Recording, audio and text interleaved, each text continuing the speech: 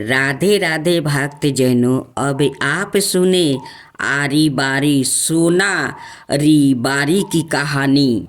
आरी बारी सब देवता का ये दोहा है। खूब सुंदर कहानी है, इस कहानी को जरूर सुनिएगा।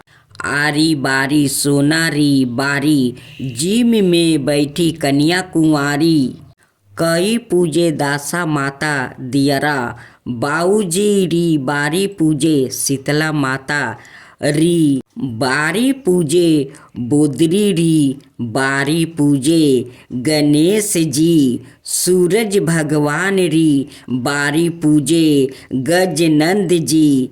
बारी पूजे पथवारी माता री बारी पूजे देवी री बारी पूजे चंद्रमा जी। बारी पूजे शनि महाराज जी बारी पूजे महादेव जी। बारी पूजे धर्मराज जी बारी पूजे नाग देवता री बारी पूजे बुधे। आठम री बारी पूजे बिरसमा देवता री बारी पूजे चौठ माता री बारी पूजे हनुमान जी री बारी पूजे बृहस्पति जी। बारी पूजे आस माता री बारी पूजे अमावस्या माता री बारी पूजे लक्ष्मी माता री बारी पूजे संतोषी माता री बारी पूजे एकादशी माता की बारी पूजे पोपा बाई री बारी पूजे कल देवता री बारी पूजे पीरतू देवता री बारी पूजे 33 करोड़ देवी देवता री बारी पूजे पूजिया। कई हुए अन्न होवे धन होवे लाभ होवे लक्ष्मी होवे सुख संपत्ति होवे राज होवे पुत्र रो परिवार होवे ना दोहिता होवे 15 पोता होवे पोता बहु राधी राबे दोहिता बहु राधी खीर खटी लोग खीर मीठे लगे राब चढ़ी चराई लेके आई।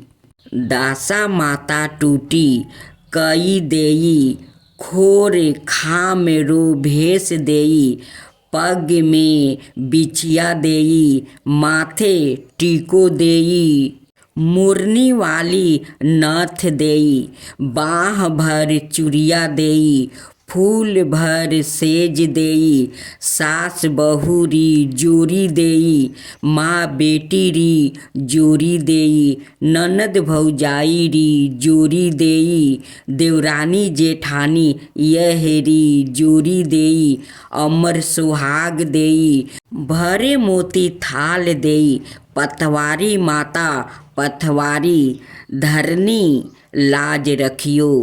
अब सुने हर बरत गाथा के साथ सुनी जाती है लपसी तपसी की यह कहानी। एक लपसी था और एक तपसी था। तपसी हमेशा भगवान की तपस्या में लीन रहता था और लपसी रोजाना सावा शेर की लपसी बनाकर भगवान का भोग लगा कर जिमा लेता था। एक दिन दोनों लड़ने लगे। लपसी बोला, मैं रोज भगवान की तपस्या करता हूँ इसलिए मैं बारा हूँ। तपसी बोला, मैं रोज भगवान को सावा शेर लपसी का भोग लगाता हूँ इसलिए मैं बारा हूँ। नारद जी वहाँ से गुजर रहे थे। दोनों को लड़ता देख कर उनसे पूछा कि तुम क्यों लड़ रहे हो। तपसी ने खुद के बारा होने का कारण बताया और लपसी ने अपना कारण बताया। नारद जी बोले, तुम्हारा फैसला मैं कर दूंगा। दूसरे दिन लपसी और तपसी नहा कर अपनी रोज की भांति करने आए तो नारद जी ने छुप कर 1.25 करोड़ की एक एक औंठी उन दोनों के आगे रख दिया। लपसी की नजर जब औंठी पर पड़ी तो उसने चुपचाप औंठी उठाकर अपने नीचे दबा लिया। लपसी की नजर औंठी पर पड़ी लेकिन उसने ध्यान नहीं दिया। भगवान को भोग लगाकर लपसी खाने लगा। नारद जी सामने आए तो दोनों ने पूछा कि कौन बारा है। तो नारद जी ने तपसी से खारा होने को कहा। वो खारा हुआ तो उसके नीचे दबी औंठी दिखाई पड़ी।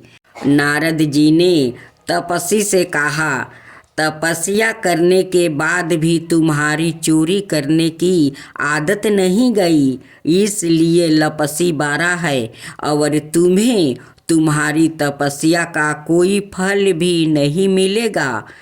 तपसी शर्मिंदा होकर माफ़ी मांगने लगा। उसने नारद जी से पूछा, मुझे मेरी तपस्या का फल कैसे मिलेगा। नारद जी ने कहा, यदि कोई गाय और कुत्ते की रोटी नहीं बनाएगा तो फल तुझे मिलेगा। यदि कोई ब्राह्मण को भोजन करवा कर दक्षिणा नहीं देगा तो फल तुझे मिलेगा।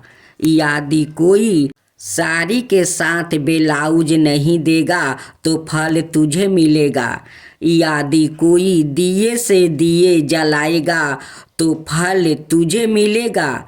यदि कोई सारी कहानी सुने लेकिन तुम्हारी कहानी नहीं सुने तो फल तुझे मिलेगा।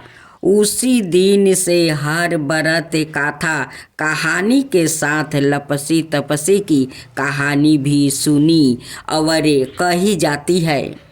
अब आप सुने बटुल भगवान की कथा। बटुल भगवान के बहुत बड़े भक्त हुए हैं। उनका ध्यान सादा बटुल भगवान के दर्शन भजन और कीर्तन में ही लगा रहता था। सांसारिक कार्यों में उनका जरा भी मन नहीं लगता था।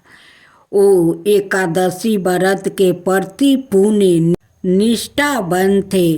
वो उस दिन जल भी नहीं पीते थे। एकादशी की संपूर्ण रात्रि को हरि नाम में कीर्तन करते थे। एकादशी को वो ना अन्न खाते और ना किसी को खिलाते। एक दिन एकादशी की रात्रि को वो हरि नाम में कीर्तन कर रहे थे। उनके साथ अनेक भक्त भी संकीर्तन कर रहे थे। अचानक एक छीनकाए हड्डियों का ढांचा मात्रा एक वृद्ध ब्राह्मण उनके द्वार पर आया और बोला, मैं अत्यंत भूखा हूँ, मुझे भोजन कराओ, अनाथ मैं भूख के मारे मर जाऊँगा।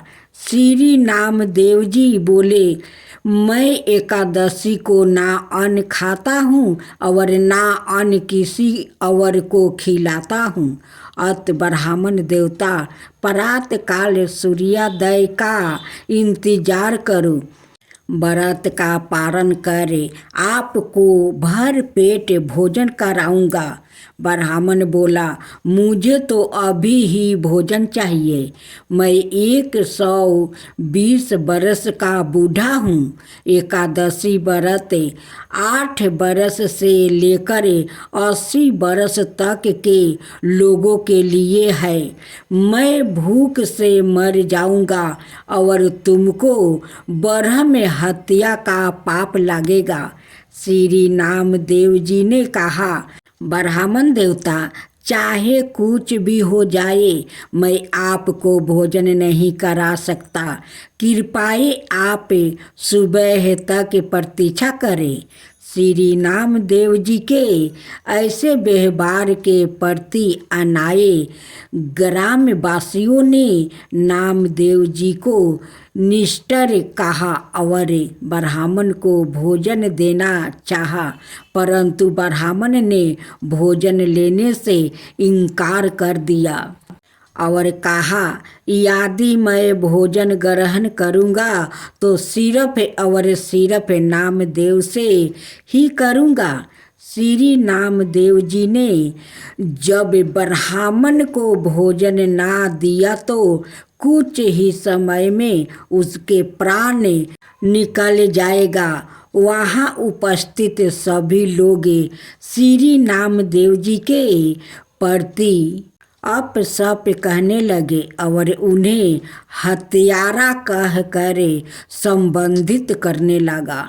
श्री नामदेव जी कुछ न बोले, पूर्वत बटुल भगवान के भजन और कीर्तन में ही लगे रहे और एक पल के लिए उठे और मृतक शरीर को ढक कर रख दिया। वो मृत्यु देह के समक्ष नाम कीर्तन करते रहे।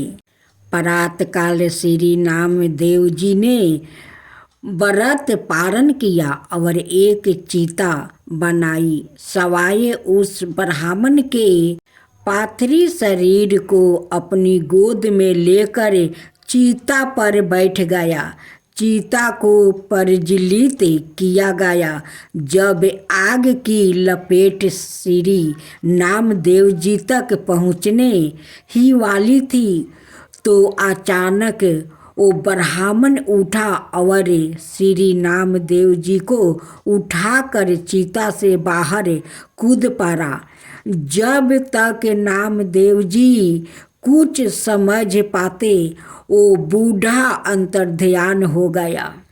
सवाए बटुल भगवान ही उनकी परीक्षा लेने आए थे। इस घटना को देखकर सब आश्चर्यचकित हो गया और श्री नामदेव जी की जयकारा करने लगा। धन्य है श्री नामदेव जी। चीता में प्रयाग का प्रकाश ज्ञान का दीपक जले तभी ठाकुर जी का निराकरण स्वरूप दिखाई देता है। भगवत श्रवण से चित्त रूपी दीपक जलाने का प्रयास मानव को करना चाहिए। मानव को अज्ञानता से लड़ना चाहिए, मगर आलोचन और अज्ञानता पर चर्चा करके अपना समय बर्बाद नहीं करना चाहिए।